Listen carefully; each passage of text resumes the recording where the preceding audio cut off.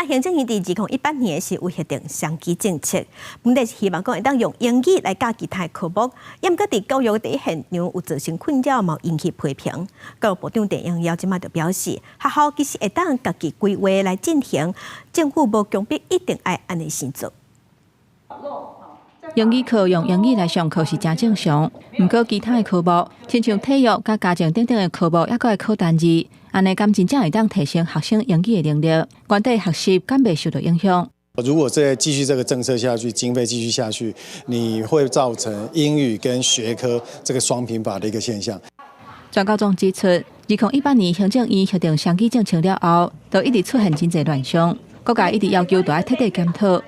东海外文系讲座教授何万顺讲，12有一寡绿营的学者，甲罗清潮总统见面，罗总统当面证实会调整，未来敢若会以全英语来教英语课为目标。今天的政府之所以会转向，其中一个很重要的原因，是因为民意已经转向，台湾大部分的人已经不赞成这个政策，要调整这个政策，我们真的是给予肯定啊！我认为真的是非常不容易啊，所以知错能改，善莫大焉。 教育部长陈永尧讲，各间学校会当徛伫专业甲规划，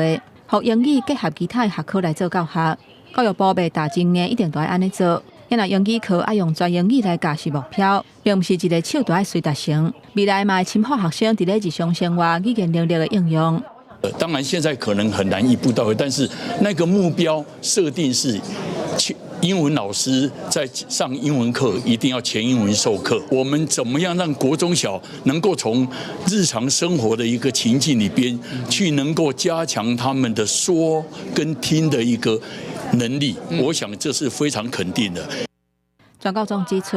要深化日常生活语言能力的应用，教育部应该调整各领域双语补助的经费，甲补助放伫咧营造英语环境，甲教师的支持。记者综合报道。